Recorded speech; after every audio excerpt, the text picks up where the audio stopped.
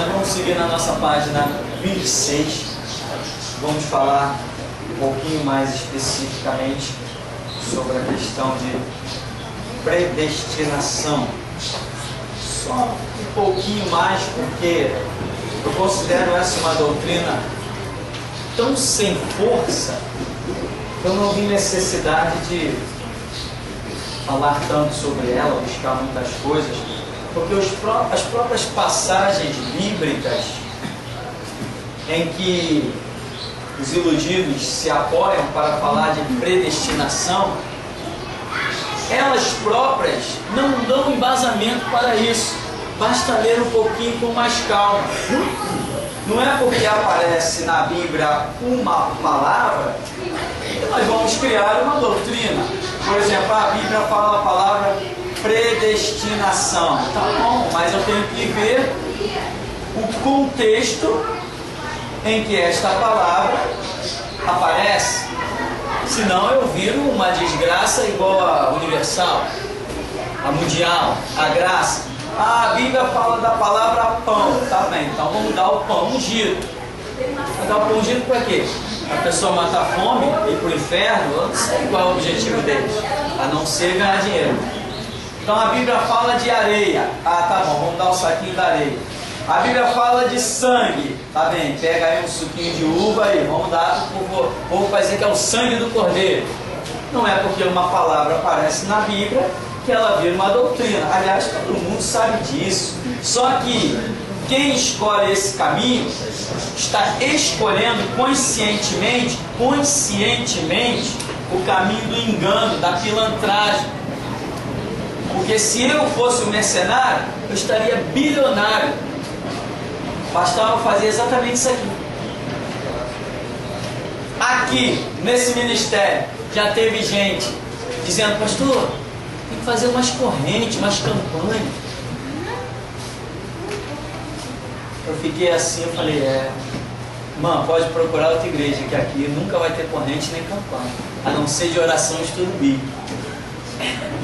Porque mesmo as pessoas se deparando com verdade, existe dentro delas um grito para que as coisas aconteçam de acordo com aquilo que elas acreditam e não de acordo com aquilo que é a verdade. Ou seja, Deus se modela a mim e não eu me modelo a Deus. Deus tem que agir de acordo com o que eu penso e não eu agir de acordo com o que Deus pensa.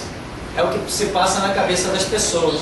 Então, se eu distribuir, uma vez aqui tem uma tal de Rádio Tupi, aqui no bairro próximo, no Livramento, e eles distribuíram o tal do Santo Expedito, um demônio da Igreja Católica. Santo Expedito, que tinha sido benzido pelo Papa do Inferno do endereço não sei das quantas. Aí tá, aquilo anunciou na rádio, tá bom. Quando eu peguei o carro, que eu virei ali na Central do Brasil, eu vi uma fila. Na Central do Brasil, eu vi uma fila. Eu falei: que fila é essa? Quando eu fui andando, a fila entrava por dentro do túnel. Atravessou o túnel todinho. Virava a Rua do Livramento. Eu falei: que fila é essa? Eu cheguei em casa intrigado com aquela fila ali, que eu matei a charada. Os caras estavam distribuindo um pedaço de papel, uma figura de um tal demônio chamado Santo Expedito, e o povo foi lá buscar um anúncio de uma rádio para dar um pedacinho de papel. Ora, essa fórmula todo mundo já viu, né? Que dá certo, né? A Universal pegou ela. A Igreja Católica na Idade Média usava o mesmo esquema e arrebanhou multidões. A Igreja da Graça usa o mesmo esquema. A Igreja Mundial usa o mesmo esquema. Então, Valdomiro, R.R. Soares, Edir Macedo, tudo servo de Satanás. Não entro num céu que eles estiverem. Na verdade, o céu que eles pisaram não é céu, é inferno. Não tenho parte com eles, são enganadores. A igreja cresceu. Não, cresceu, mas não a igreja. O reino do diabo cresceu, como é predito para os últimos dias. E as trevas seriam muito intensas.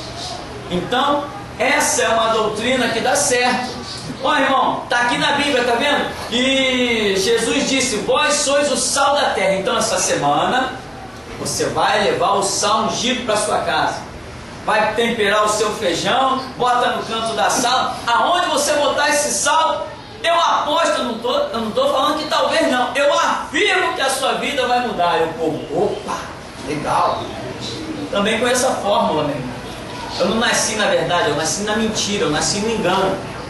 Conheço a fórmula, mas isso eu não quero para a minha vida, nem para a vida de ninguém.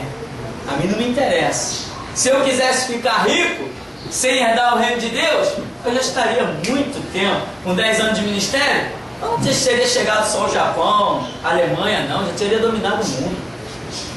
Conheço a fórmula e conheço muito melhor do que eles. Agora, isto é mentira. O sangue do cordeiro, o pão ungido, a água ungida. Agora a coisa para faturar, para o lucro ser maior, é até a água ungida. Esse mercenário Valdomiro Santiago esteve aqui em Olaria, no bairro de Olaria, num ginásio ali, e ele distribuiu a água ungida. São os desgraçados. Ele não sabe que aquilo é uma mentira? Ele sabe. Ele não sabe que aqueles testemunhos que aparecem lá na televisão dele é uma mentira? Se eu sei, ele sabe também. Ele sabe. Ah lá, o paralítico andando, é mesmo? Bota ele para andar na minha frente que eu quero ver. Né? Bota ele para andar na minha frente. Eu fui curada, foi mesmo? Deixa eu entrevistar para ver se foi. Mas o povo, né? Aconteceu com ele, vai acontecer comigo. É loteria, né? Se aconteceu com ele, vai acontecer comigo. Aí dá a sua geladeira, dá a sua televisão, dá o seu carro, vende a casa. É dando que se recebe, irmão. É. Isso aí. Então, meu irmão, não é porque uma palavra aparece na Bíblia que ela vai virar uma doutrina. Jesus não disse sal. Jesus disse essa palavra, sal. A palavra ele disse. Mas o significado sal, ele não disse.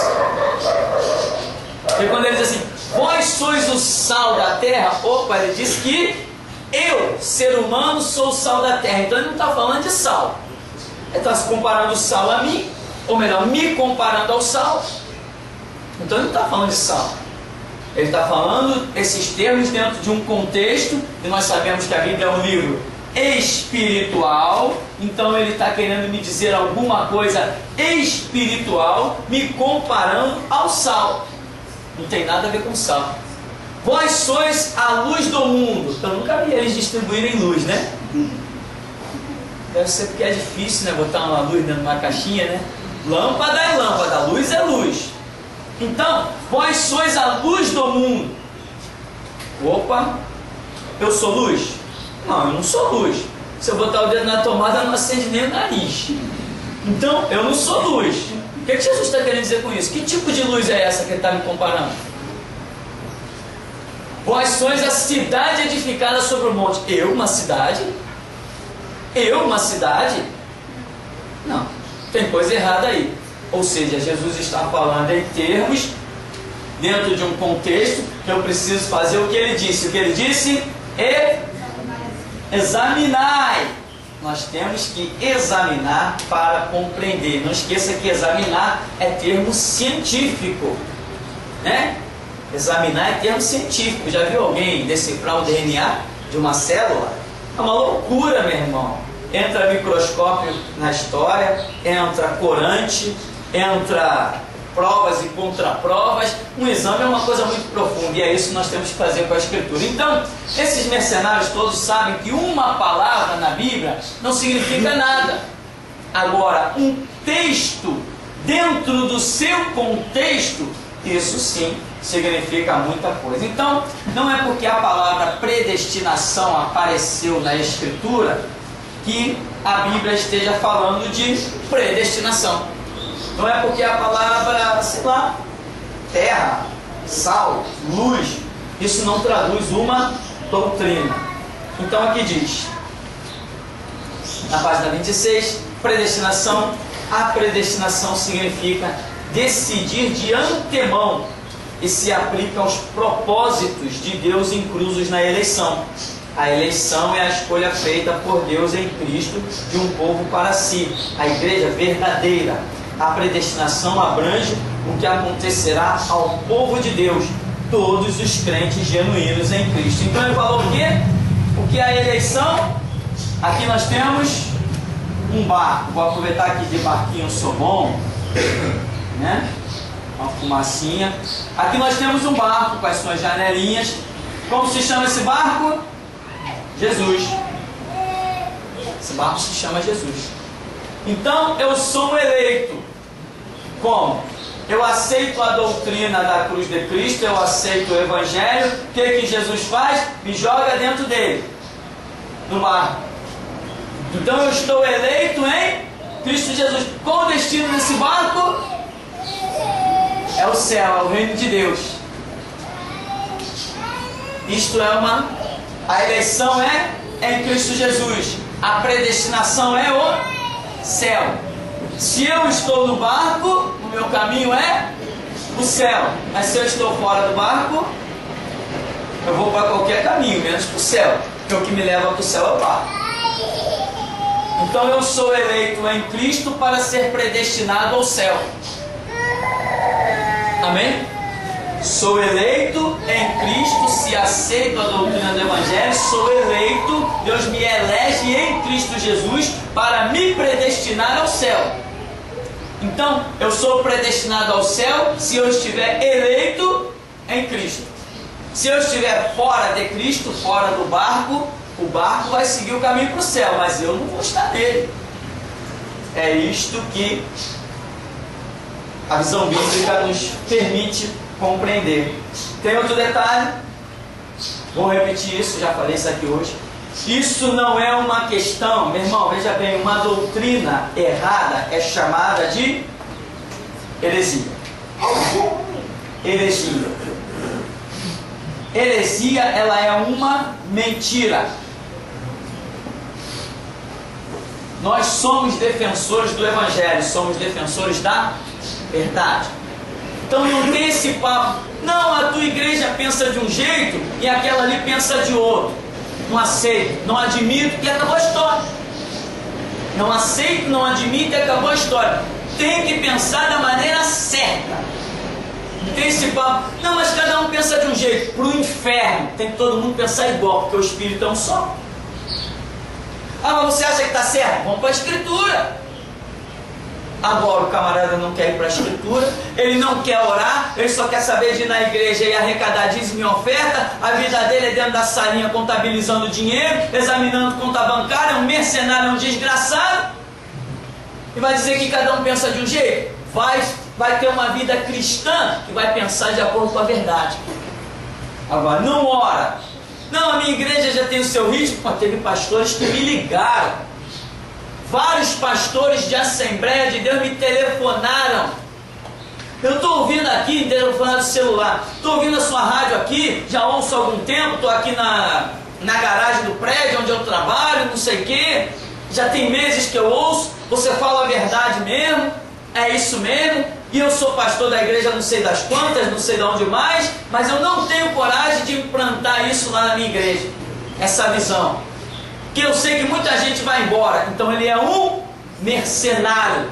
Muita gente ir embora significa perder muito dízimo e oferta. Ele é um mercenário, ele não é um ladrão, ele não importa. Eu não estou preocupado se eu vou ficar sozinho. Porque uma coisa eu não posso perder, a verdade.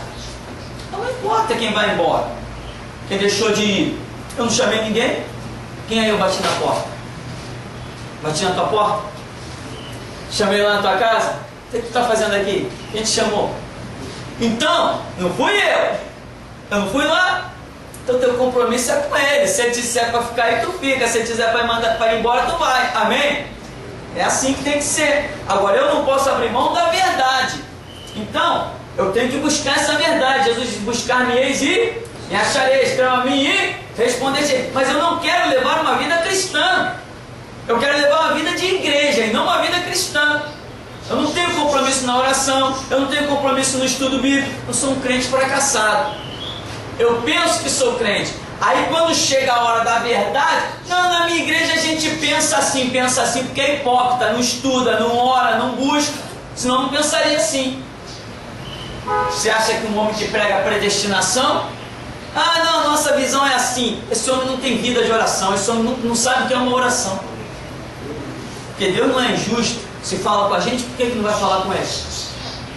Então, outra coisa que eu quero frisar aqui, meu irmão, é que eu não aceito mesmo e desfaço mesmo as obras do diabo, esteja ela dentro dos terreiros, da magia negra, da maçonaria, ou dentro das igrejas rotuladas de evangélica. O meu chamado é esse. Não me limito mesmo. Ah, está pregando predestinação porque pensa diferente, pensa de acordo com a instrução do diabo. Esse serviço de Jesus Cristo não pregaria predestinação.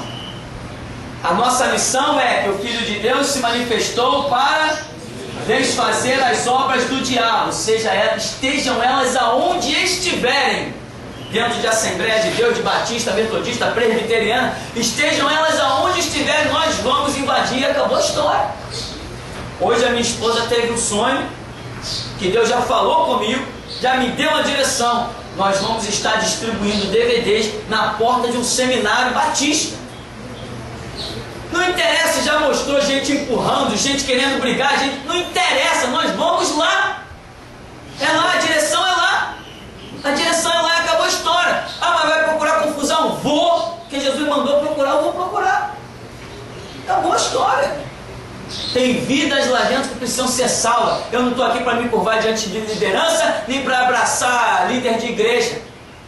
Ah, é pastor, problema dele que seja pastor, que vá para o inferno ou para o céu, é problema dele. Mas a minha parte eu vou fazer. Tem almas lá, tem ministérios lá sepultados, e Jesus quer despertar esses ministérios. E ele só tem eu e você para contar. Então, nós vamos lá. Já estamos preparando tudo. Então veja bem, uma heresia dentro da igreja, ela destrói os ministérios, a pessoa não alcança a visão. Muitos jovens, eu sou nascido e criado neste bairro, eu vi muitas igrejas aqui nessa área, batistas, assembleias principalmente, em que jovens recebiam de Deus, foram para a palavra, foram para a oração, recebiam coisas de Deus, mas quando se deparava com essas coisas dentro da igreja, os pastores sepultavam eles. Não, irmão, nós somos assembleianos, nós não pensamos assim. E o jovem lá, sem ter para onde ir, sem ter para onde correr, né?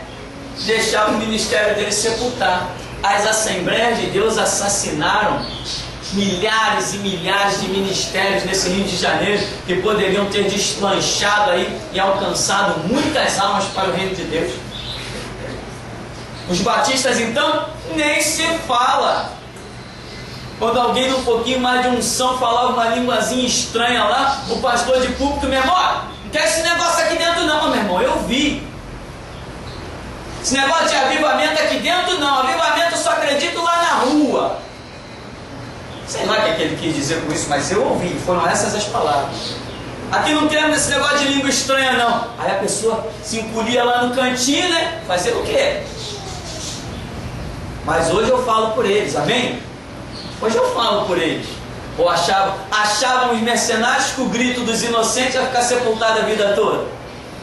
Não, 15 de junho de 1966 nasceu eu para gritar por eles.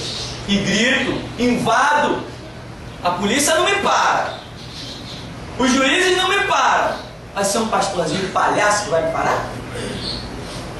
Vamos voltar a distribuir CDs e DVD na porta de igreja, na porta de seminário, e as mensagens já estão sendo reveladas, já tem algumas catalogadas, e nós vamos voltar lá. Ah, está pregando predestinação porque pensa diferente. Pensa diferente do Espírito Santo também, e pensa diferente porque serve o diabo. As assembleias pensam diferente porque não está servindo a Jesus Cristo. Quem serve Jesus Cristo só pode pensar de um jeito, é o prumo da palavra.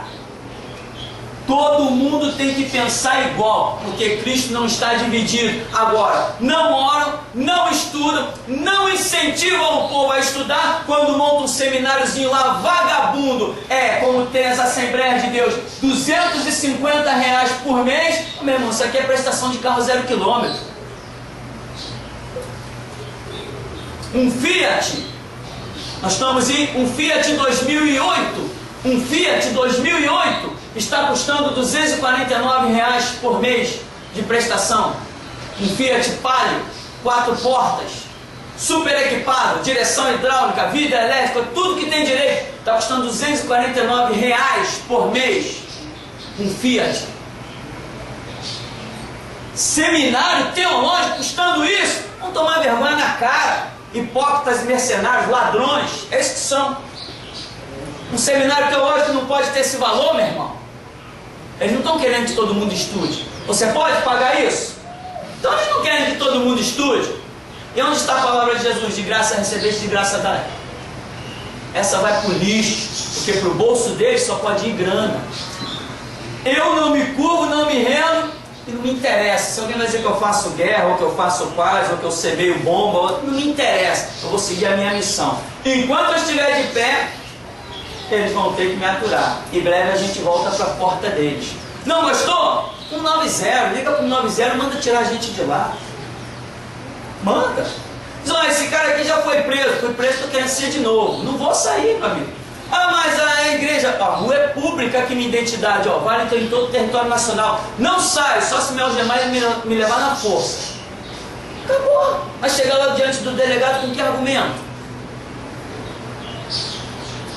Eu sou um cara terrível. Eu não era antes da prisão, mas agora eu sou. Então, predestinação é satânica, é maligna. Qualquer doutrina que não concorda com a Escritura, e para concordar, para saber o que é verdade, você tem que orar muito, tem que estudar, porque ninguém adquire conhecimento sem estudar. Você fez isso? Fez. O Espírito Santo revelou, falou com você, mostrou na Escritura, se manifestou. Não adianta dizer, eles pensam diferente. Está errado. Vamos desfazer aquelas obras. Se está falando diferente do que o Espírito Santo fala, é do diabo e acabou a história. Então diz ainda, lá no item 2 da página 26, a predestinação, assim como a eleição, refere-se ao corpo coletivo de Cristo, a igreja verdadeira, a verdadeira igreja. Não confunda, meu irmão, rótulo. Não confunda rótulo. Existem as coisas verdadeiras e falsas. Existe um Deus verdadeiro e existem deuses falsos.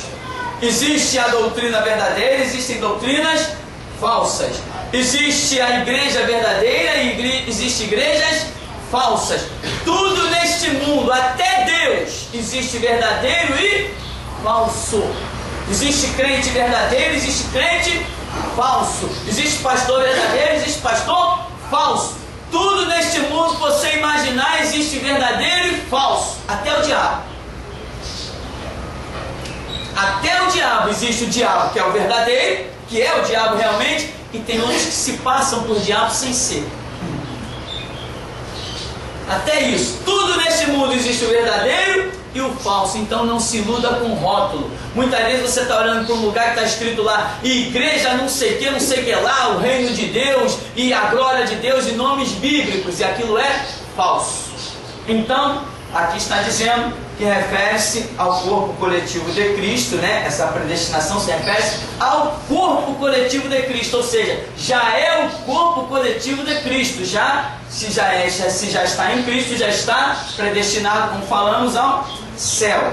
Então refere-se a isso e abrange indivíduos somente quando inclusos mediante a fé viva em Jesus Cristo. Fé viva em Jesus Cristo, Resumo aí, você vai ver, eu usei esse barquinho aqui justamente por causa dessa história. No tocante à eleição e predestinação, podemos aplicar a analogia de um grande navio viajando para o céu. Deus escolhe o navio, a igreja, para ser a sua própria nau. Cristo é o capitão e piloto desse navio. Todos os que desejam estar neste navio eleito podem fazê-lo mediante a fé viva em Cristo, enquanto permanecem no navio, acompanhando seu capitão, estarão entre os eleitos. Caso alguém abandone o navio e o seu capitão, deixará de ser um dos eleitos. A predestinação concerne ao destino do navio e ao que Deus preparou para quem nele permanece. Deus convida a todos a entrar a bordo do navio eleito mediante Jesus Cristo. Amém? Então, esta é a doutrina. Agora, tem um monte de textos. Nós já vimos, por exemplo, ali, Efésios capítulo 1, é o texto que mais se usam para embasar a doutrina da predestinação, mas também é o texto que eu mesmo mais uso para demonstrar que a predestinação é uma mentira, né? Então a Bíblia vai falar eleitos segundo a presciência de Deus. Não tem nada a ver com predestinação. Paulo diz em Efésios capítulo 1, o texto que nós lemos, como também nos elegeu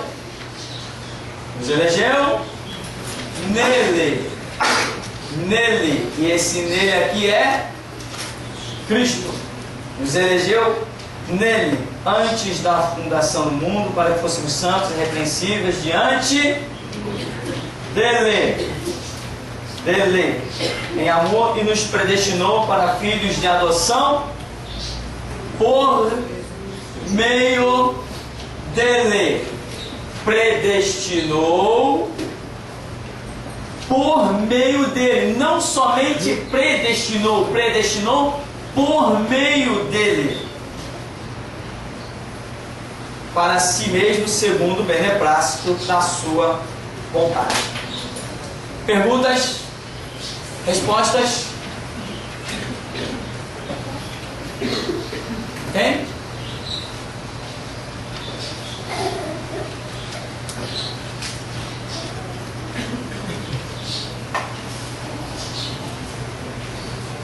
Pastor, explica só um pouquinho desse descansar de Cristo ao sábado. Descansar de Cristo ao sábado? Descansar. Quando Deus fala lá em Gênesis que no sétimo dia Deus descansou? Ah, sim. Então, o que acontece nessa questão do sábado, que é uma doutrina também que eu gostaria de dizer, chamar de heresia, né? A guarda do sábado. Para mim isso aí não passa de uma heresia.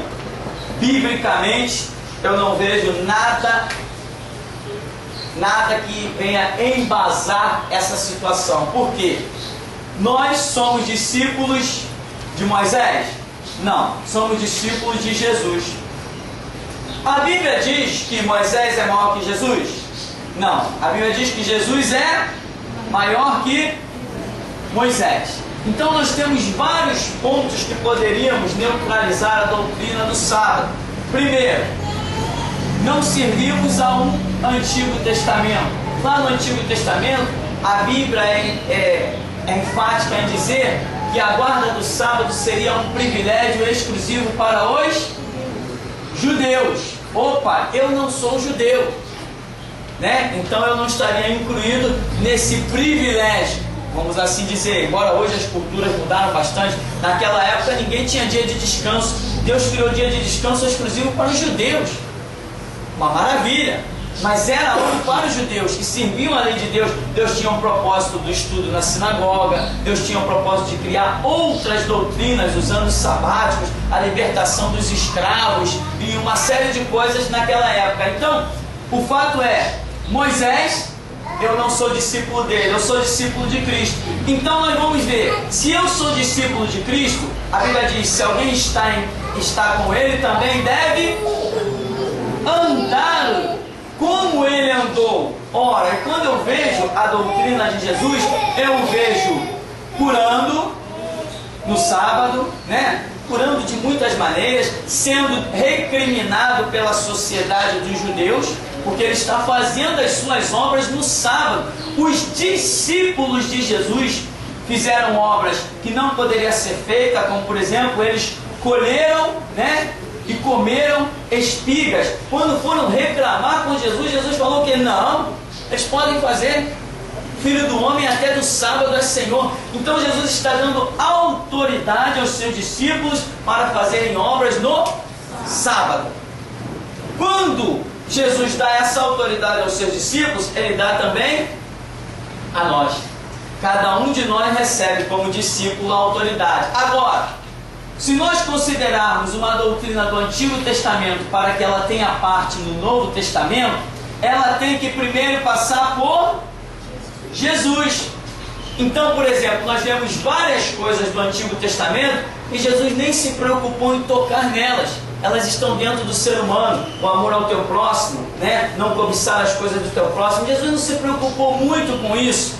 E nós entendemos que essas coisas são plenamente úteis e lógicas para uma aplicação de vida todo dia. Porém, a doutrina do sábado, nós vemos ela sendo cancelada na pessoa de Jesus. Por quê? Por causa das obras que ele realizou e permitiu os seus discípulos realizar no sábado. E ainda quando alguém disser assim: ah, mas tu está curando no sábado, ele falou assim: seus hipócritas, se vocês tiverem um boi e este cair numa cova, vocês não vão tirar ele de lá? Vocês não vão trabalhar para tirar o boi? Por quê? Ah, porque o boi custa dinheiro? Não, um homem vale mais que um boi.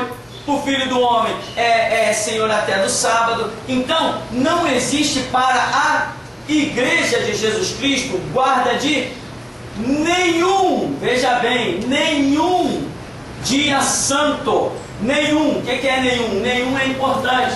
Eu já fui interpelado por alguns adventistas e eles disseram assim, eu falei assim: não, eu não guardo sábado, isso para mim é loucura. Não, mas você não guarda o domingo? Se você guarda o domingo, então melhor seria guardar o sábado.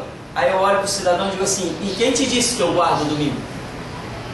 Aí ele perde todos os argumentos, porque a doutrina do Evangelho de Jesus Cristo não permite a guarda de nenhum dia, e nós não guardamos o domingo. Aqui tem culto na terça, tem culto na quinta, tem trabalho no sábado, a sala está aberta a semana toda. Nós não guardamos domingo. Nós usamos o domingo por ser um dia em que a maioria das pessoas não trabalha. Então, para facilitar o acesso das pessoas aos trabalhos da igreja, nós usamos o domingo, que é o dia em que mais pessoas podem estar na igreja. Usamos o domingo. Não guardamos o domingo. Se amanhã surgir um decreto: olha, agora todo mundo vai trabalhar no domingo e a folga semanal vai ser na segunda-feira. No dia seguinte a gente muda o nosso culto, o nosso seminário do domingo e põe para segunda. Por quê? Porque não guardamos dia nenhum. Então, eu já deixei muito adventista com o olho rebolando na cara quando eu digo para eles que não guardamos dia nenhum. E eles acham que nós guardamos dia. Então, já que nós guardamos o domingo, tinha que guardar o sábado. Não, eu não guardo o domingo e muito menos o sábado. Por quê? Porque sou discípulo de Jesus, e o meu Jesus não me mandou guardar o sábado. E com as atitudes dele, ele mesmo não guardou dia nenhum. Ele fez as suas obras todos os dias. Então, se eu tenho que me espelhar em Cristo, observando a vida de Cristo, a Bíblia diz: se alguém está com ele, deve andar como ele andou. Se eu andar como ele andou, não vou guardar nem sábado, nem dia nenhum. Por quê? Porque ele não guardou. Se Jesus tivesse guardado o sábado, se a Bíblia tivesse dito assim: e Jesus não curou naquele dia porque era sábado, e Jesus não fez isso e isso naquele dia porque era sábado, Jesus repreendeu os seus discípulos porque colheram espiga no sábado. Se a Bíblia tivesse dito isso, hoje nós estaremos presos. Hoje nós também teríamos que guardar o sábado, por entender que Jesus guardou o sábado. Mas Jesus fez justamente o contrário. Então, se ele não guardou, vamos bater uma bola, sabe? Amém? Ficamos por aqui? Vamos agradecer a Deus então.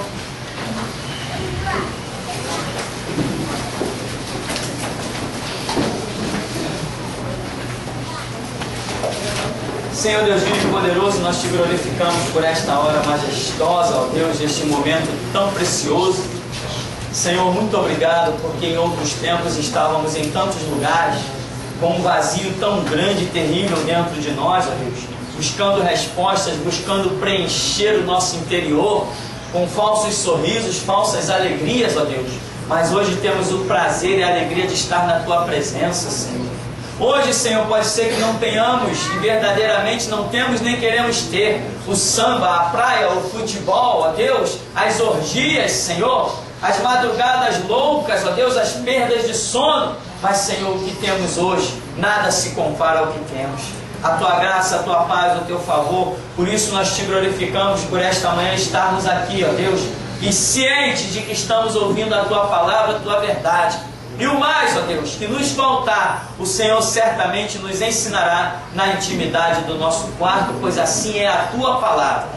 Inspira-nos, ó Deus, impulsiona-nos, dá-nos graça para buscarmos o exame da Escritura e a intimidade com o Senhor no nosso quarto, para sermos verdadeiramente obreiros aprovados, que não tem do que se envergonhar e maneja bem, muito bem, a palavra da verdade.